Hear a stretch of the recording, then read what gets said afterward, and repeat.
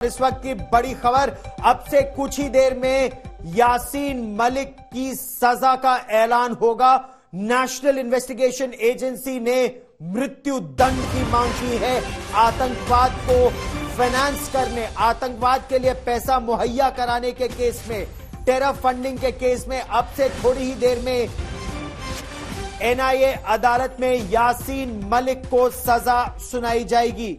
2016-2017 में जम्मू और कश्मीर में आतंकवाद को बढ़ावा देने और आतंकवाद के लिए पैसे मुहैया कराने के आरोप यासीन मलिक ने कबूल किए थे। यासीन मलिक ने अपना गुनाह अदालत में मान लिया था और उसके बाद से अब प्रतीक्षा है यासीन मलिक को क्या सजा होगी। उम्र कैद की सजा होगी या होगी सजाए मौत, इस पर सबकी निगाहें टिकी हुई हैं। यासीन मलिक पर नेशनल इन्वेस्टिगेशन एजेंसी ने आरोप लगाया था कि उसने पाकिस्तान से पैसे लिए जम्मू और कश्मीर में आतंकवाद बढ़ाने के लिए। यासीन मलिक पर आरोप लगा था कि पाकिस्तान में आतंक के आका हाफिज मोहम्मद सईद और सैयद सलाहुद्दीन से पैसे लिए।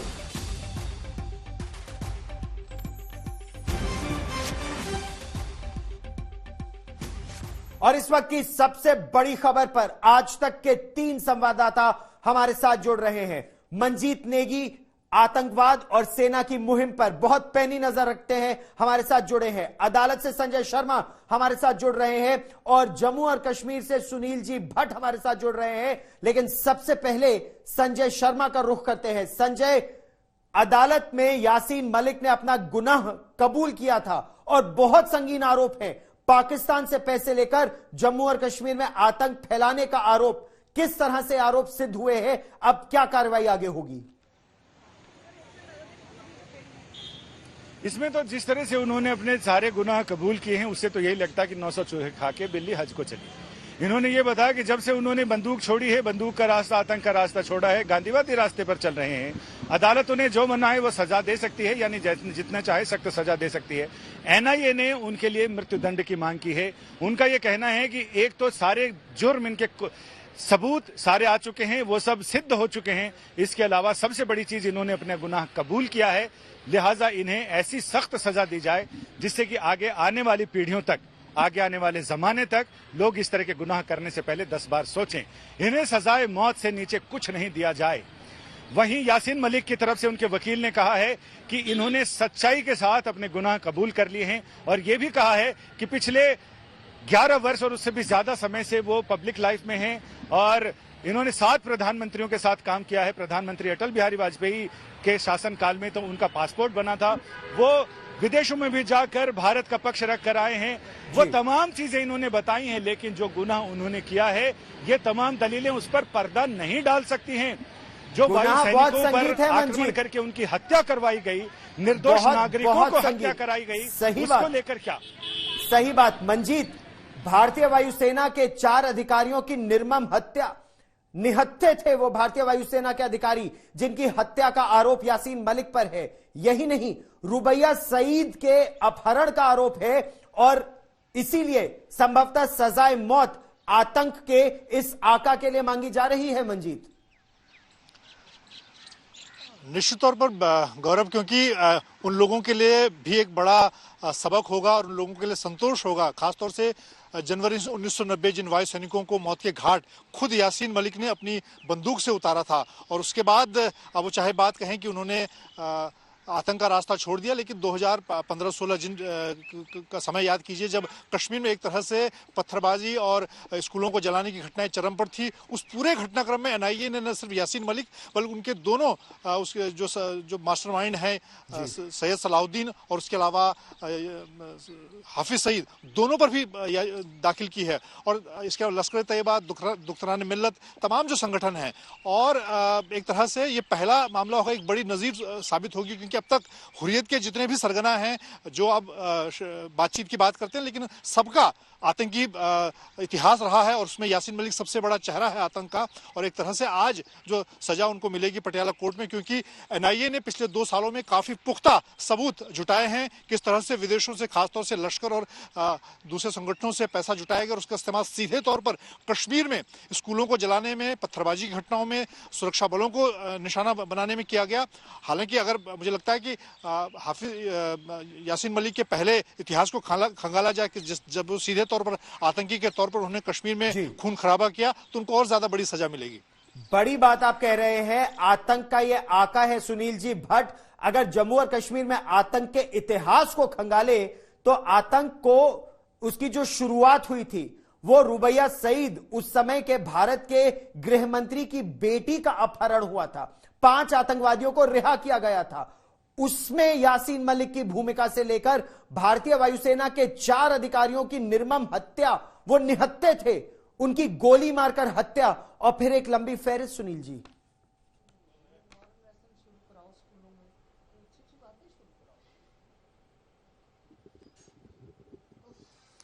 जी बिल्कुल गौरव, आपने जिक्र किया भारतीय वायुसेना के अफसरों का। इस समय मैं मौजूद हूं निर्मल खन्ना जी के निवास स्थान पर, जो कि स्क्वाड्रन लीडर रवि खन्ना की पत्नी है, और ये भी बड़ी ही बेसब्री से इंतजार कर रही हैं कि कोर्ट कब यासीन मलिक को सजा देता है। लेकिन उन्होंने एक बात कही है कि ये मीडिया से बात तभी करेंगी जब एक बार जो है यासीन मलिक को सजा मिलेगी। लेकिन इनके लिए भी एक लंबी लड़ाई रही है। हालांकि ये जो मामला है आज जो एनआईए की अदालत के विचाराधीन है, जिनमें आज सजा होने वाली है, ये एक टेरर फंडिंग यानी कि आतंकी फंडिंग का मामला है। लेकिन फिर भी जो पीड़ित परिवार है, आतंकवाद के पीड़ित परिवार है, और जिनकी हत्याएं यासीन मलिक ने स्वयं की है, वो परिवार जो है जिन्होंने अपने अपनों को खोया है, उनको यही उम्मीद है, उनके लिए एक उम्मीद की किरण नजर आ रही है कि अगर यासीन मलिक इसमें दोषी पाया जा चुका है, अब उसको सजा भी अगर हो जाती है, तो कहीं ना कहीं जो दूसरे मामले हैं यासीन मलिक के खिलाफ, चाहे वो वायुसेना अफसरों की जो हत्या की यासीन मलिक ने, 4 जो वायुसेना के अफसर हैं, और साथ ही में जो रुबैया सईद का अपहरण किया गया था। रुबैया सईद, ये हम सबको याद रखना चाहिए, तब के तत्कालीन देश के गृह मंत्री की बेटी थी, उसका अपहरण किया गया था और बाद में उसको सुरक्षित छोड़ने के जो एक समझौता हुआ था, खूंखार आतंकवादियों को छोड़ा गया था। और जैसा कि कई कश्मीर विश्लेषकों का कहना है कि वो एक टर्निंग पॉइंट था आतंकवाद का जम्मू कश्मीर में। और अगर हम बात करें कश्मीरी पंडित समुदाय की, लस्सा कोल जो कि डायरेक्टर थे दूरदर्शन श्रीनगर के, उनकी हत्या भी यासीन मलिक ने की है। ये सब मामले जो है अभी लंबित है, लेकिन जो अभी मामला विचाराधीन है एनआईए अदालत में, वो आतंकी फंडिंग का है। इसमें एनआईए ने मांग की है कि मौत की सजा दी जाए यासीन मलिक को। तो जो पीड़ित परिवार है वो भी यही मांग कर रहे हैं कि यासीन मलिक को मौत की सजा होनी चाहिए, क्योंकि इन्होंने पिछले 3 दशकों में बहुत जो है सहा है, इन्होंने पीड़ा सही है और इन्होंने अदालत के दरवाजे खटखटाए हैं। लेकिन आखिरकार अब यासीन मलिक ऐसा सामने नजर आ रहा है कि उसको अपने अंजाम तक पहुंचाएगा, देश का कानून उसको पहुंचाया जाएगा।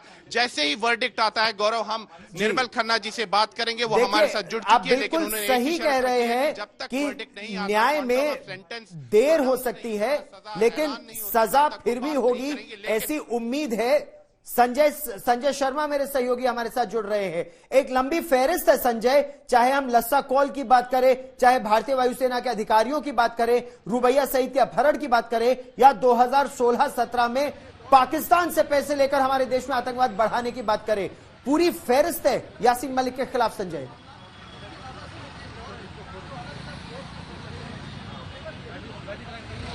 संजय शर्मा मेरे सहयोगी हमारे साथ निरंतर जुड़े हुए हैं दिल्ली की एनआईए अदालत से, और एनआईए की अदालत में यासीन मलिक ने अपने ऊपर लगे सभी गुनाह कबूल किए, और ये जो उन्होंने अपने ऊपर लगे गुनाह कबूल किए उनमें शामिल है पाकिस्तान से पैसे लिए, पाकिस्तान से पैसे लेकर आतंकवाद फैलाया जम्मू और कश्मीर में, हाफिज सईद और सैयद सलाउद्दीन से पैसे लिए, पत्थरबाजी करवाई, पत्थरबाजों को पैसे दिलवाए, यही नहीं स्कूल जलवाए।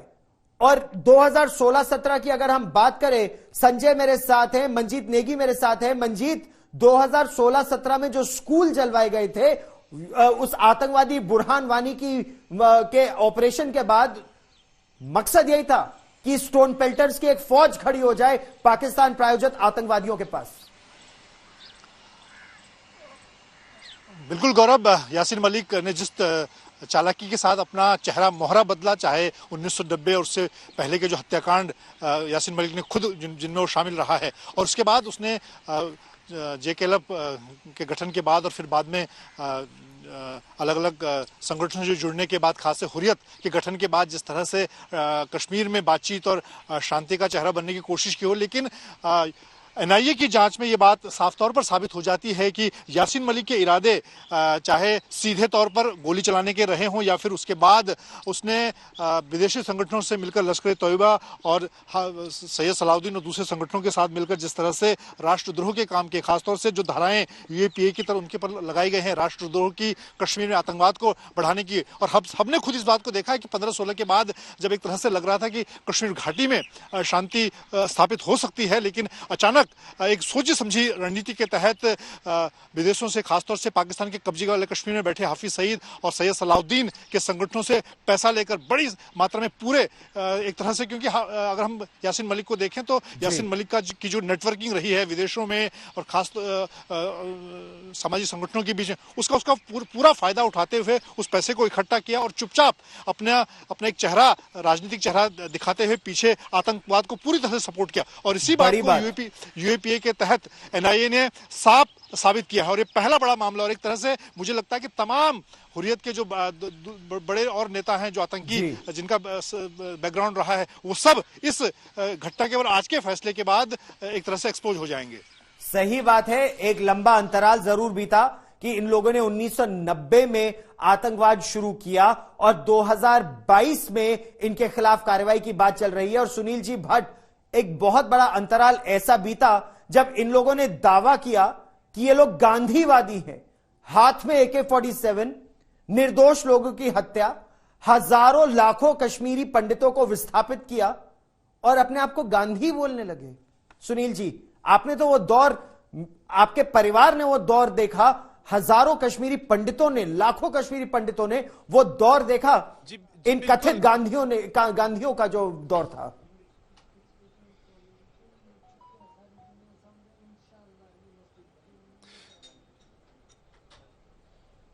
बिल्कुल गौरव, आप सही कह रहे हैं कि जिन लोगों को फांसी पर लटकाया जाना चाहिए था बहुत पहले, उन लोगों को जो है अगर हम देखा जाए तो रेड कारपेट पर उनका स्वागत किया जाता था। दिल्ली में अगर हम देखें जो बड़े बड़े बुद्धिजीवियों के केंद्र है, India international centre, India habitat centre, वहां पर सेमिनार्स होते थे, वहां पर जो है गोष्ठियां होती थी, वहां पर इनको मुख्य अतिथि के रूप में बुलाया जाता था और अपने आप को ये गांधी कहते थे यासीन मलिक, और शबीर शाह अपने आप को नेल्सन मंडेला कहते थे। आप विडंबना देखिए, जिन लोगों ने खूंखार आतंकवादियों ने कश्मीर घाटी को लहूलुहान किया, हत्याएं की, अपहरण किए और जो है हत्याएं की, और साथ ही में जो दूसरे जो क्राइम्स हैं उनको अंजाम दिया, उन लोगों को अगर हम देखें तो एक पटल पर बिठाया गया, उनको गांधी का दर्जा दिया गया, और स्वयं भी अपने आप को गांधी कहते थे, और कई बुद्धिजीवी वर्ग भी ऐसा था जो इनको गांधी की जो है इनको टाइटल दिया गया था। लेकिन अब आखिरकार कानून अपना काम कर रहा है। हालांकि ये जो मामला है ये 2017 का एक आतंकी फंडिंग का मामला है, लेकिन फिर भी जो पीड़ित परिवार हैं, चाहे कश्मीरी पंडित समुदाय के हों या जो वायुसेना के जो अधिकारी हों, उनके जो पीड़ित परिवार है, वो यही आशा कर रहे हैं कि आज यासीन मलिक को कड़ी से कड़ी सजा मिलेगी। ये चाहते हैं कि मौत की सजा उन्हें मिले, और साथ ही में इनको एक उम्मीद की किरण भी अब नजर आ रही है, क्योंकि जिस प्रकार से जम्मू की टाडा अदालत में वायुसेना के अधिकारियों का जो हत्या का मामला है, वो अभी उस पर भी जो सुनवाई चल रही है, साथ ही में रुबिया सईद का जो अपहरण का मामला है उसमें भी सुनवाई चल रही है। उनको लग रहा है कि अब उस ट्रायल में भी जो है तेजी आएगी और जल्द से जल्द उन मामलों में भी जो है न्याय होगा, उन मामलों में भी जो है यासीन मलिक को कड़ी से कड़ी सजा मिलेगी। परिवार मृत्यु दंड की मांग कर रहा है, NIA ने मृत्यु दंड की मांग की है। संजय शर्मा मेरे सहयोगी NIA अदालत से हमारे साथ जुड़ रहे हैं। जो आरोप साबित हुए हैं यासीन मलिक पर वो बहुत संगीन है। पाकिस्तान में बैठे आतंक के आकाओं से पैसे लेकर, हाफिज सईद से पैसे लेकर, सैयद सलाउद्दीन से पैसे लेकर जम्मू और कश्मीर में स्कूलों में आग लगाना, पत्थरबाजी करना, हड़ताल का कैलेंडर तैयार करना, कोरोबोरेटिव एविडेंस जो कही जाती है संजय, यानी जो साक्ष्य है वो प्रूव कैसे होते हैं, किस तरह के साक्ष्य NIA ने जुटाए? एनआईए ने जो साक्ष्य जुटाए हैं उसमें तमाम इलेक्ट्रॉनिक साक्ष्य हैं। इसके अलावा बाकी गवाहों ने इस बात की पुष्टि की है और उनके जो जहां कहीं डायरियां वायरियां सब मिली हैं उन सारी चीजों ने पुष्टि की है। इसके अलावा बहुत सारे ऐसे साक्ष्य अकाट साक्ष्य जुटाए हैं जिनकी काट इन नेताओं के पास नहीं है। और यही वजह है कि एनआईए का एक सबसे बड़ा ब्रह्मास्त्र यह है कि जो सबूत हमने पेश किए उसके अलावा उन सबूतों की पुष्टि करते हुए जो गुनाहगार है उसने अपना गुनाह कबूल किया है और उन्होंने कहा कि हाँ वो इन सारी गतिविधियों में शामिल था। इन्होंने न केवल फंड जुटाया जिन सरगनाओं के आपने नाम लिए हैं उन सरगनाओं से, बल्कि विदेशों से भी फंड मंगाया और उन फंड से इन्होंने जो यूएपीए के 16, 17, 18 ये धाराएं हैं इसमें यही सारी चीजें हैं कि आतंकवादी गतिविधियों को अंजाम देना, आतंकवादी गतिविधियों के लिए धन जुटाना, उस पर अमल करना और साथ ही आतंकवादी ग्रुप बनाना, उसमें लोगों को शामिल करना और साथ ही आतंकवादी जो गतिविधियां हैं जिसमें कि इन्होंने बेगुनाह लोगों को, निर्दोष लोगों को, मासूम लोगों की हत्याएं की हैं, जिनमें 4 वायुसेना के अफसर भी हैं जिन निहत्थे अफसरों को मारा है, जितने कश्मीरी पंडितों का पलायन वहां से हुआ, रुबिया शहीद का, उसके बावजूद आश्चर्य होता है कि जिसकी बहन का अपहरण हुआ वही इनके समर्थन में मौजूद हैं, क्योंकि उन्हें भारत के विरोध की लड़ाई करनी है। उन्हें अपने राजनीतिक सिद्धांत से ज्यादा यह है और अभी भी जहां तक मेरा मानना है कि उन्हें अदालत, ऐसा लग रहा है जो कानून के जानकारों से बात की उनका यह कहना है कि इसमें वो अदालत इस मामले में यासीन मलिक को उम्र कैद की सजा सुना सकता है, रिग्रेस सजा हो सकती है। लेकिन यासीन मलिक का यह कहना अदालत में कि अदालत जो चाहे वो सजा सुना सकता है क्योंकि उसने अपने बारे में कुछ नहीं कहना है, लेकिन अगर उम्र कैद की सजा होती है, एनआईए के अधिकारियों ने साफ कर दिया है कि हमारी मांग अगर नहीं मानी जाती है, सजाए मौत नहीं होता तो वो हाई कोर्ट में उस आदेश को चैलेंज करेंगे, उस फैसले को। क्योंकि पाकिस्तान मंजीत बहुत आग बबूला है, पाकिस्तान छटपटा भी रहा है। पाकिस्तान के जो नए प्रधानमंत्री हैं शहबाज शरीफ, वो बहुत तिलमिला रहे हैं, लेकिन मंजीत अगर इसको सही मायने में देखा जाए तो वो तो महज जो भी प्रधानमंत्री होता है पाकिस्तान का वो तो एक तोता है, जो रटा दिया जाए बोलता है। छटपटा तो असल में पाकिस्तान की सेना और आईएसआई रही है मंजीत। गौरव, इस बात को समझना होगा कि ये रणनीति पूरी बिल्कुल पाकिस्तान में रची गई। आईएसआई और पाकिस्तानी सेना ही पूरे कश्मीर में आतंकवाद को फैलाने की रणनीति बनाती है।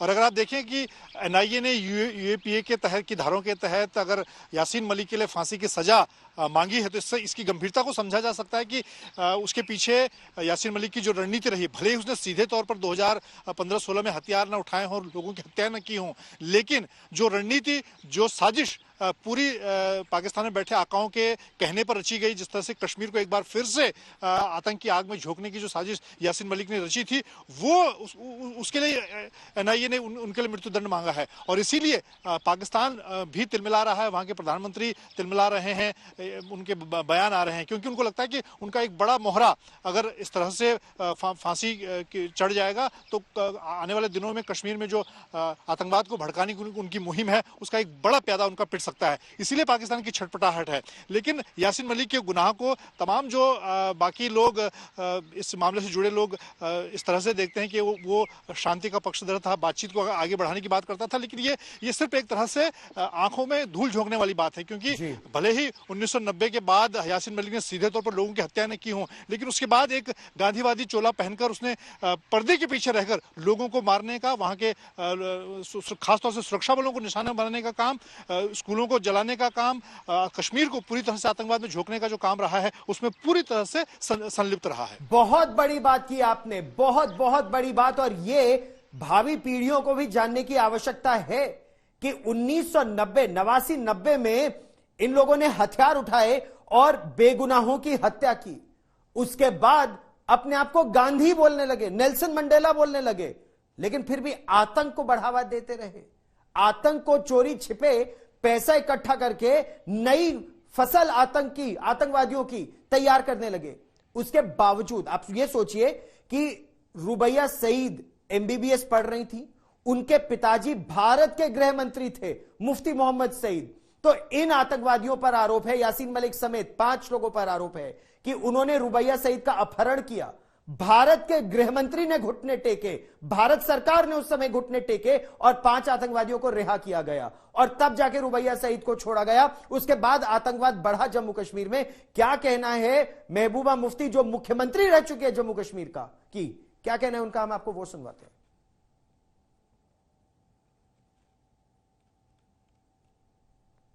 देखिए, यहाँ तो ये तो मैंने पहले भी कहा, एक सियासी मसला है जम्मू कश्मीर।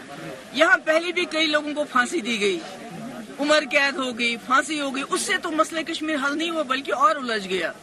तो मैं तो समझती हूँ कि ये जो इनकी मस्कुलर पॉलिसी है गवर्नमेंट ऑफ इंडिया की, इसके नताइज बरक्स होंगे, इसके नताइज अच्छे नहीं होंगे, बल्कि इससे हालात जो है दिन ब दिन खराब होते जा रहे हैं।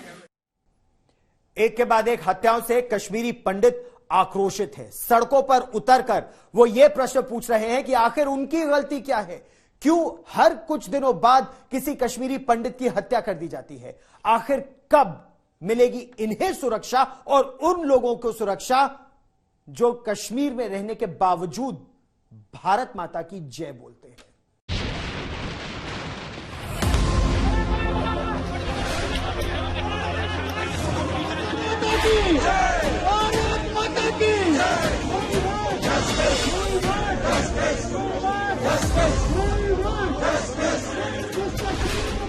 लगातार हत्याओं से कश्मीरी पंडितों में आक्रोश।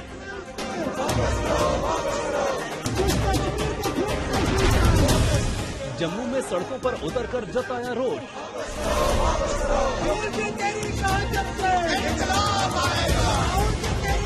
ये गुस्सा है अपनों को खोने का, ये गुस्सा है नेताओं के वादे पर खरा न उतरने का, ये गुस्सा है सरकारी कर्मचारियों की सुरक्षा न होने का। जम्मू की सड़कों पर आक्रोश जता रहे इन कश्मीरी पंडितों का गुस्सा इस बात को लेकर है कि कश्मीर में लगातार पंडितों की हत्या हो रही है और उस पर अंकुश लगाने में प्रशासन नाकाम रहा है। प्रदर्शनकारी जम्मू से लेकर कश्मीर घाटी तक जगह जगह प्रदर्शन कर रहे हैं। समय जम्मू में अगर आप देखें तो काफी उग्र प्रदर्शन चल रहे हैं। कश्मीरी पंडित यूनाइटेड फोरम द्वारा ये इस समय प्रदर्शन चल रहा है और आप देख सकते हैं कि यहाँ पर भारी संख्या में लोग आए हैं। ये पाकिस्तान के खिलाफ नारेबाजी कर रहे हैं और साथ ही में सरकार को भी आड़े हाथों ले रहे हैं। इनका कहना है कि सरकार को कुछ ठोस कदम उठाने चाहिए आतंकवाद के खिलाफ। जिस प्रकार से अभी हाइब्रिड टेररिज्म का जो ये नया खतरा पनप रहा है कश्मीर में, उसको लेकर सरकार को नई रणनीति अपनानी चाहिए। पिछले दिनों श्रीनगर के पास सरकारी कर्मचारी राहुल भट्ट की हत्या कर दी गई थी। उससे पहले श्रीनगर के स्कूल में घुसकर हिंदू और सिख शिक्षकों को आतंकियों ने मौत के घाट उतार दिया था। अभी एक दिन पहले ही जम्मू कश्मीर के एलजी मनोज सिन्हा राहुल भट्ट के घर पहुंचे थे, लेकिन कश्मीरी पंडितों का आक्रोश इतने भर से थमने का नाम नहीं ले रहा है। तो हम देख रहे हैं कि हमारा जो कश्मीर है किस दिशा में जा रहा है। एक सरकार का फर्ज होता है कि अपने जितने भी उनके रियासत के लोग हैं उनकी जान और माल की हिफाजत करने ले नौकरी पर बंदे जा रहे हैं, उनको मारा जा रहा है। कहीं पे पुलिस वाला ड्यूटी करा, उनको मारा जा रहा है। टारगेट क्लियरली हो रही है। इसका मतलब है कहीं ना कहीं हम सरकार की जो एडमिनिस्ट्रेशन कहीं ना कहीं उसमें गड़बड़ तो है। कश्मीर में जो सिक्योरिटी का ग्रिड है उसको मजबूत करना चाहिए।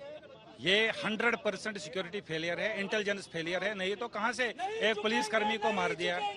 अगर पुलिसकर्मी को ये मार रहे हैं तो ये कैसे एक्सपेक्ट करते हैं कि कश्मीरी पंडित वहां पे विदाउट सिक्योरिटी नौकरी कर पाएगा। सिक्योरिटी ग्रिड को मजबूत करने की बहुत जरूरत है और मैंने बहरहाल कहा कश्मीरी पंडित को एम्पावर करने की बहुत जरूरत है। कश्मीरी पंडित यूनाइटेड फ्रंट के बैनर तले सड़कों पर प्रदर्शन कर रहे हैं। इनकी मांग है कि सरकार इन्हें सुरक्षा दे और घाटी में तैनात सरकारी कर्मचारियों की सुध ली जाए।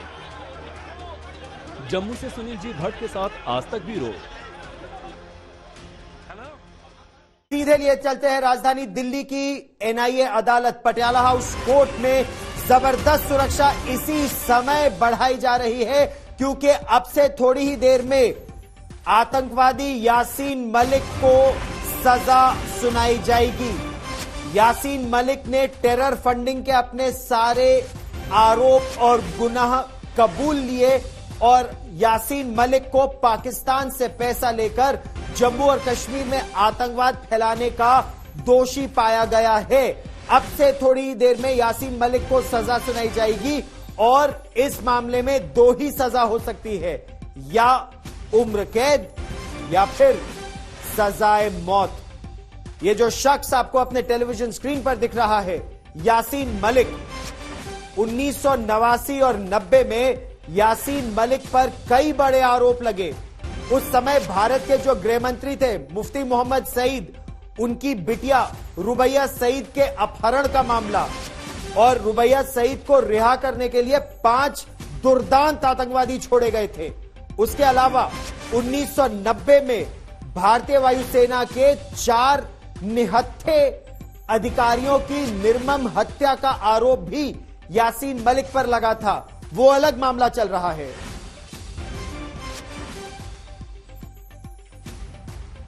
और ज्यादा जानकारी के लिए आपको सीधे लिए चलते मेरे सहयोगी संजय शर्मा राजधानी दिल्ली से हमारे साथ जुड़ रहे हैं। हमारे साथ अशरफ वानी मेरे सहयोगी कश्मीर घाटी से जुड़ रहे हैं। लेकिन संजय, पहले आपके पास एकाएक सुरक्षा बढ़ाई गई, अब कितनी देर में सजा का ऐलान होगा और क्या क्या बिंदु जज साहब अपने जहन में रखेंगे सजा सुनाते हुए?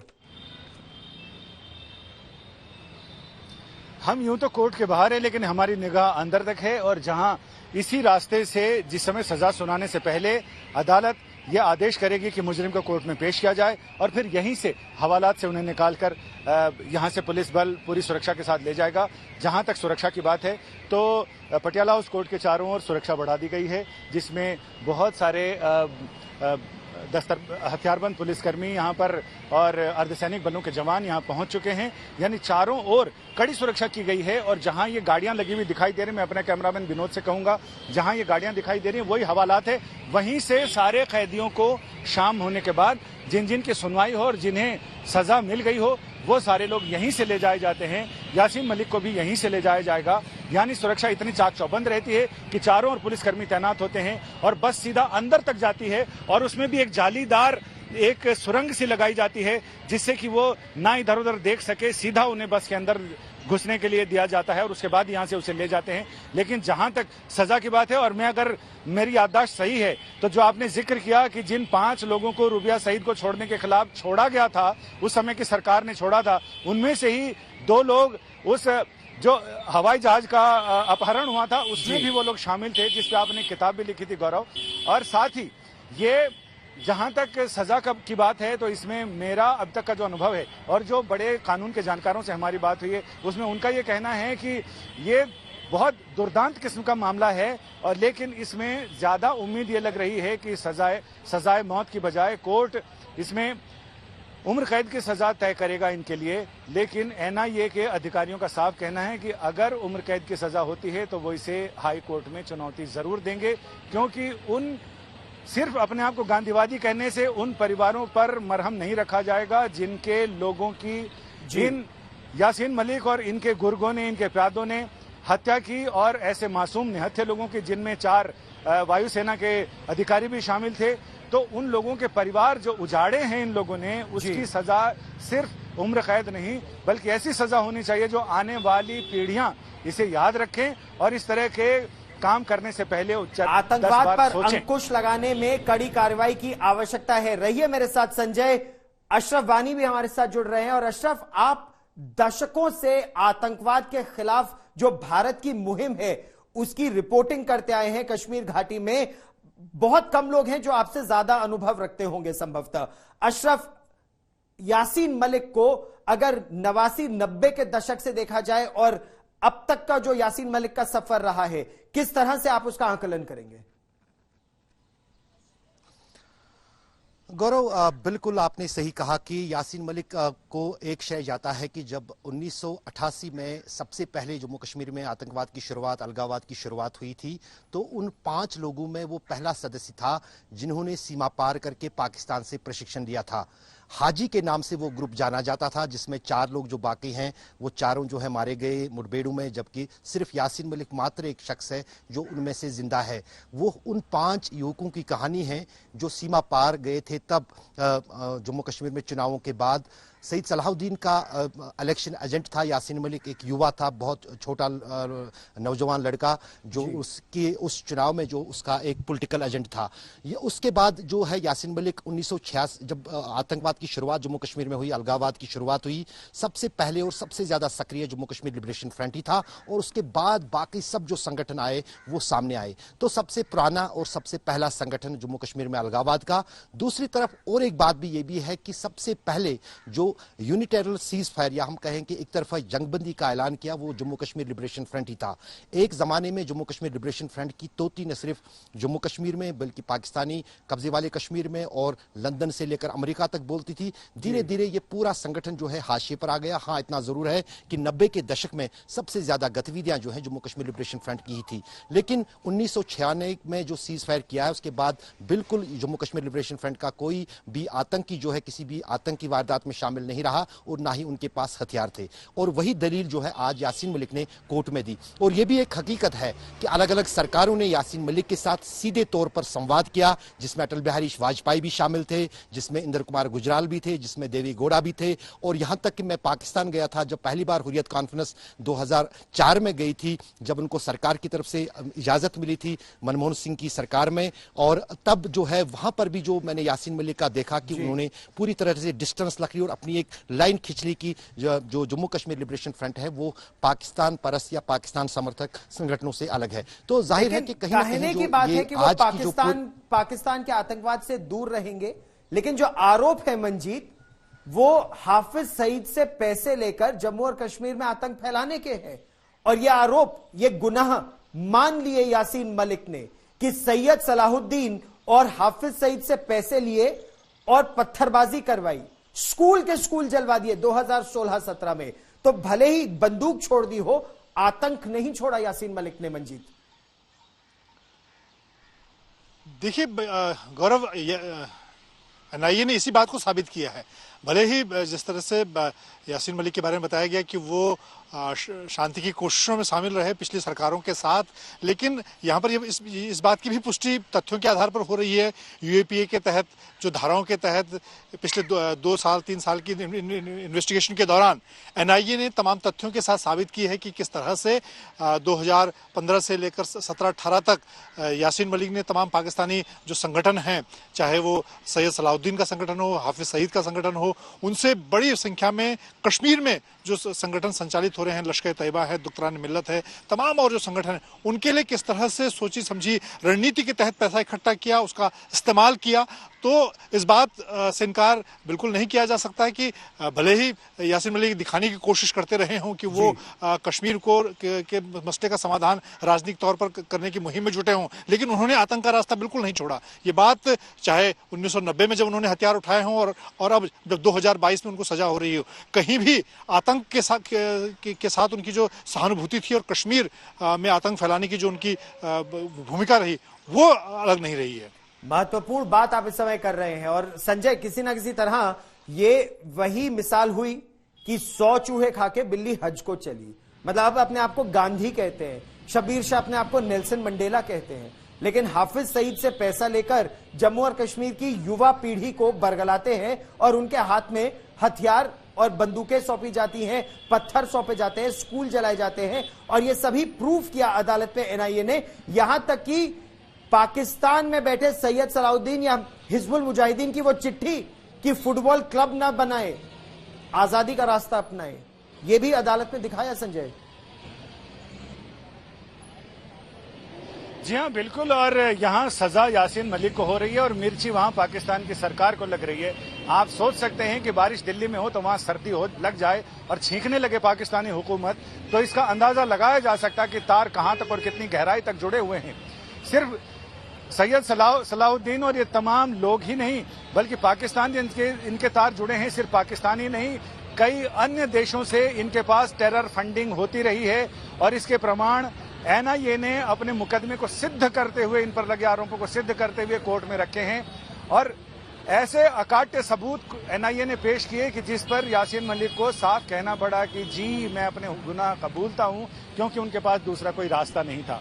मजबूरी का नाम महात्मा गांधी, और इनका यह कहना था कि महात्मा गांधी का नाम लेके बहुत आसानी होगी। आजकल देश में हम देख रहे हैं कि लोग घटनाएं कुछ भी करें, लेकिन अपने नाम के साथ हिंदुस्तानी जोड़ लें, भारतीय जोड़ लें, तिरंगा साथ में ले लें, तो फिर वो कोई भी गैर कानूनी काम करते हैं और वो किसी भी तरह का कानून हाथ में ले सकते हैं। उन्होंने ऐसी भावना फैला दी, तिरंगा हाथ में लो तो पुलिस गोली नहीं चलाएगी।